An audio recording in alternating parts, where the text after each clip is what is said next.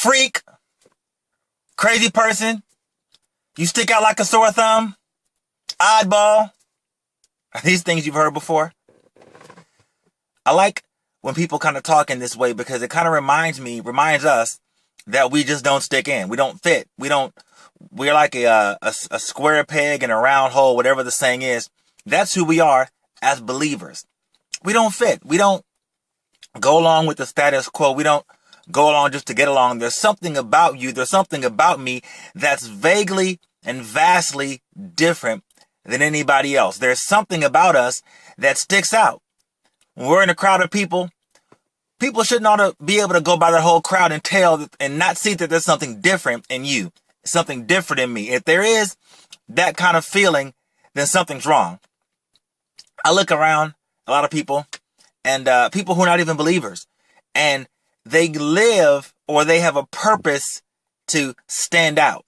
They intentionally do things to stand out, to be individuals, whether it be dye the hair a certain way, whether it be a number of piercings they get, whether it be an outfit that they wear. They do it so they won't fit in with the status quo, or they won't fit in with what they think is normal society.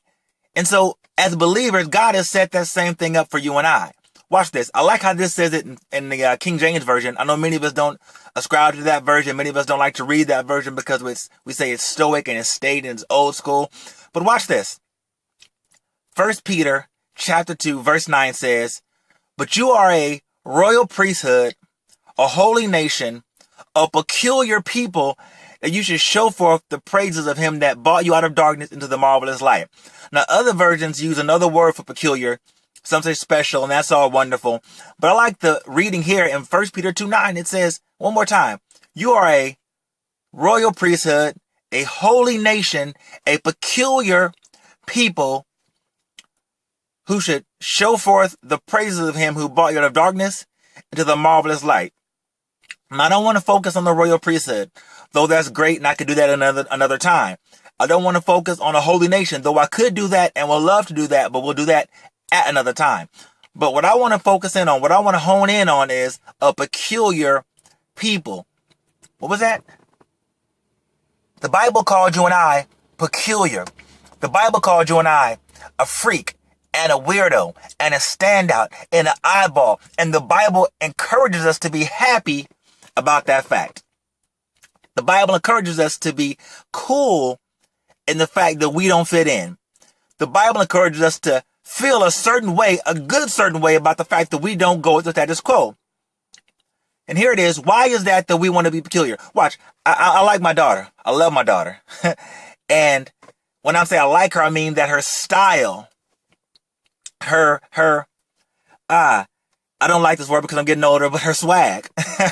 My daughter has always had an undeniable difference about her. She's had her own personal style. And she wasn't even just trying to dress a certain way to be different, but it just spewed out of her. Something was different. And even as a child, as a baby at daycare, the daycare provider would say, she's a leader. Something special about her. And even in all of my kids, people would notice certain things about them that would just stand out without intentionality. That they would just stand out. But the fact of the matter is this. I don't want us to focus on the fact that we do stand out as much as we focus on why we stand out. Sometimes youth may stand out to rebel against their parents, to prove their parents wrong, to prove authority wrong, to prove society wrong. But you may stand out, or you may do things to prove your boss wrong, to rebel against something.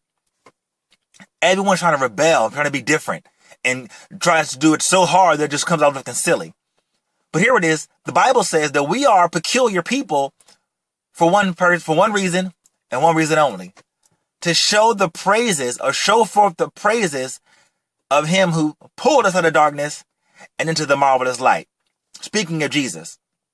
So your life, my life, ought to be lived in such a way of difference. We ought to differentiate ourselves from the rest of the world, the rest of the people, for one reason. And that's for the praise of God. We don't give God any kind of praise, any kind of accolades, any kind of congratulatory esteem if our life blends in, if our life goes along to get along. So hear what I'm saying to you this morning really quickly. Hear my heart. God says, be different, man. Be different, woman. Be different, boy. Be different, girl. Because you are supposed to be showing praises forth to the one who pulled you out.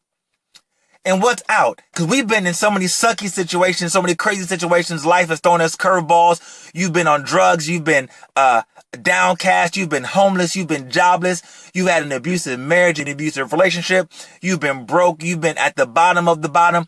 You've been divorced. You've been in whatever you've been in. You've been bullied. You've been whatever the worst case scenario is, you've been there.